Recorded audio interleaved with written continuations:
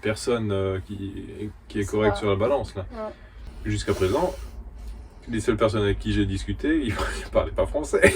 Chefchaouen, la ville bleue. Pourquoi ce pas en bleu? Ouais. Très bonne question. Aujourd'hui, c'est notre premier réveil Premier réveil au Maroc. au Maroc. Oui. On est vraiment fatigué hier. Notre bateau, c'était 14h30. Finalement, je pense qu'on n'est pas parti avant 15h, 15h30. 15h30, ouais. Et on a quitté le port à 22h pour une traversée qui devrait durer à peu près 1h30, je crois. Parce que, premièrement, le bateau est déjà en retard. On arrive à Maroc comme 5h30. Et puis, il y a encore le problème de mon visa. J'ai demandé 60 jours. Il me donne 15 jours seulement. Avant la fin de validité du visa, il faut qu'on se rende dans une ville au poste de police et à partir de là, ils devraient pouvoir nous faire une prolongation. C'est vraiment nous embête. C'est la déception d'avoir eu seulement 15 jours.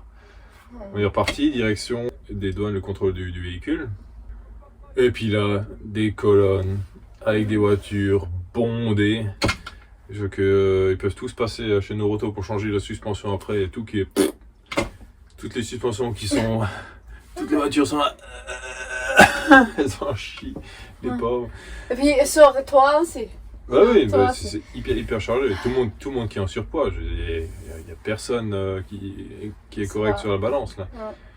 Bon. Et en fait, ils vérifient vraiment, les voitures qui ont ces gros chargements, ils vérifient... Ouvert tous les petits sacs, enlève tout, enlève tout par terre, et puis demande un chien, viens pour sentir s'il y a là, etc. Ah, faut s'imaginer, hein, le truc c'est... T'appuies sur le bouton du coffre, t'as presque le coffre qui te gicle la figure tellement que c'est chargé. Là, il y a un puis après, monsieur. Il faut remettre tout dedans. Oui, il y a un monsieur, je pense qu'il y a une gongon sac, je sais pas c'est quoi dedans, un tissu, quelque chose comme ça. Puis quand il sort, il casse tout, il tire et tout. Quand il leur rentrait de toute la voiture qui bougeait comme ça quand il essaie de forcer ça dedans.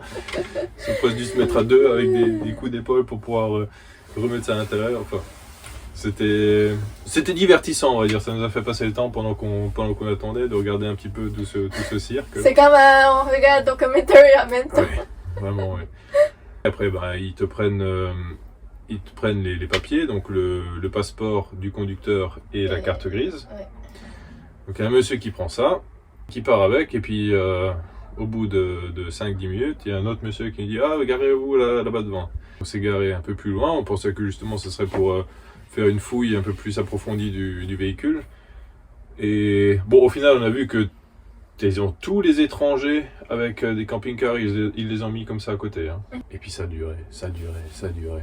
Au moins 30 minutes, hein. Je suis allé voir au bureau pour essayer de mettre un petit peu la pression là-bas. Et puis je voyais mon passeport qui était posé à gauche de l'ordinateur et puis la dame qui passait tous les autres passeports là qui arrivaient. Mais en fait, il s'avère qu'avec le mien, elle a essayé de passer 3 ou 4 fois.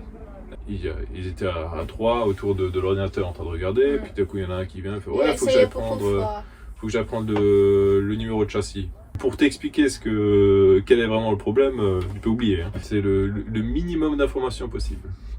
Juste pour te dire, il faut attendre. On va résoudre le problème, il faut attendre. Il faut attendre. D'accord. Attendre. Ça faisait pas loin d'1 heure qu'on était parqués là-bas. Ils ont demandé le passeport de Birdie. Ça a fonctionné. Ça fonctionnait. C'est ma voiture alors. Même si je voulais rester plus longtemps au Maroc que Birdie, je pourrais pas parce que je roule avec sa voiture. Une fois que ça a été fait, je pense que ils n'avaient plus envie de nous embêter plus que... Oui, ils ont même pas demandé si on la donne ou quelque chose comme ça. Rien contrôlé, rien demandé si on veut ouvrir la porte. Ils ont juste donné les papiers. On est retourné à la voiture et puis on a pu sortir. On commençait à conduire sur. Maintenant, ça s'appelle Tontoine, ici, sa ville. On va dire ça avec précision. Oui, parce qu'on n'a pas internet maintenant, on n'a pas encore acheté le SIM card. Donc, comment on utilise ça? Retour au papier. Tétouan. On savait pas trop où se garer. Et généralement, surtout dans la partie nord, lorsqu'on fait du camping sauvage, on peut se retrouver face à la police qui nous demande de les suivre et puis de se garer chez eux.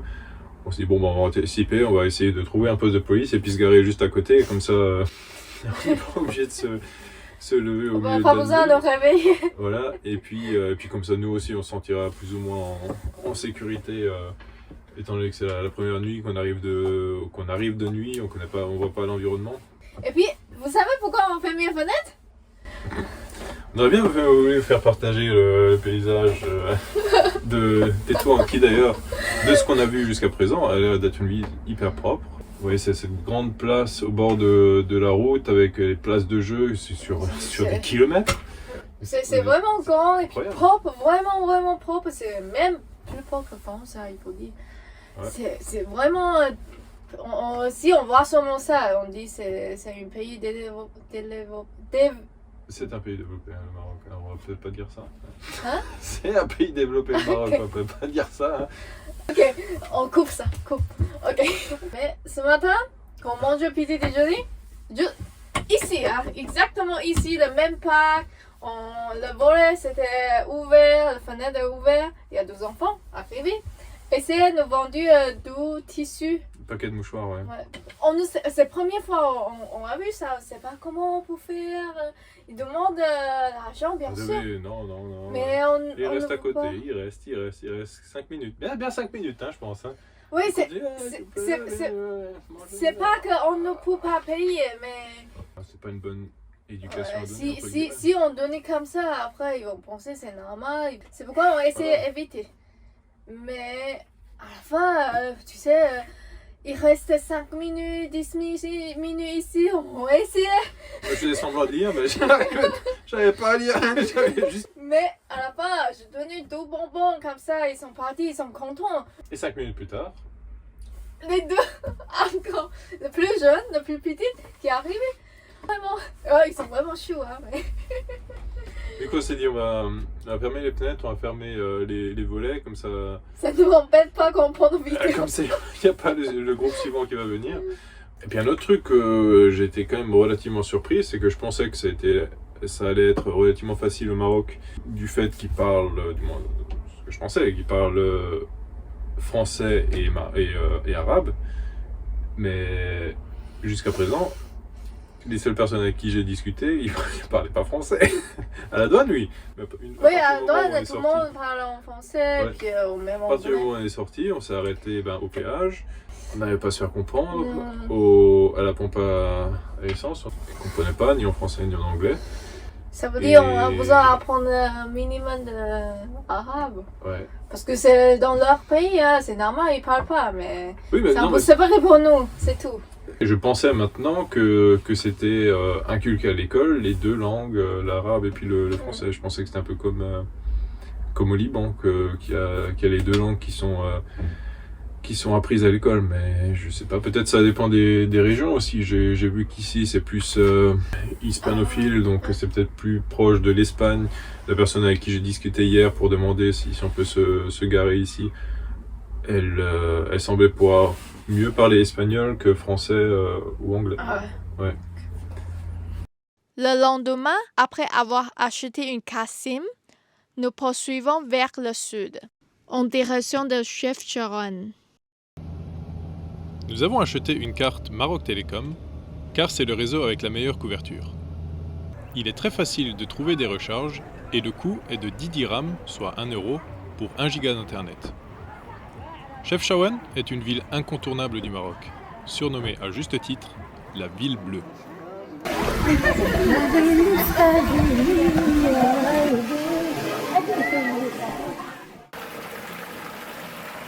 Ah oui, et si vous venez au Maroc, il faut absolument goûter aux grenades. On n'en a encore jamais mangé d'aussi bonne auparavant.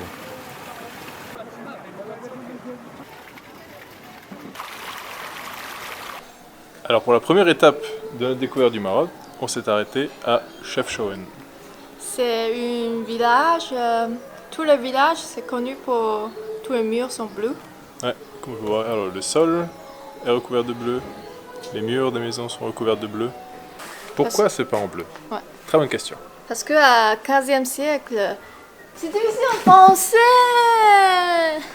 Donc Parce qu'au XVe siècle, Donc, parce qu'au XVe siècle, il y a beaucoup de Juifs bien de Espagnols.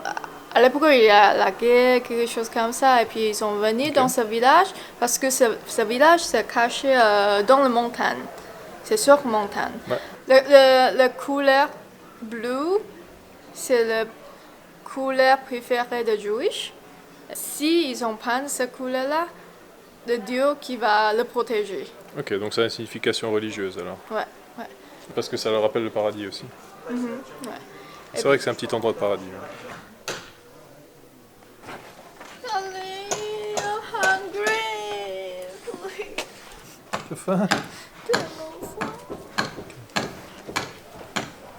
Alors, on est à un restaurant. Ça, c'est entrée, c'est la soupe de légumes, pommes de terre, zucchini, aubergine. Petite menthe. Donc, on a commandé le poulet citron et viande de légumes. C'est du tagine en soupe. Ça doit être la même épice qu'ils utilisent dans le tagine, mais je sais pas exactement ce que c'est. Le prochain épisode sera un choc culturel pour nous. On vous laisse découvrir ça la semaine prochaine. Pour soutenir notre chaîne, Si ce n'est déjà fait, abonnez-vous, activez les notifications. Un like, ça fait toujours plaisir avec un petit commentaire. à la prochaine!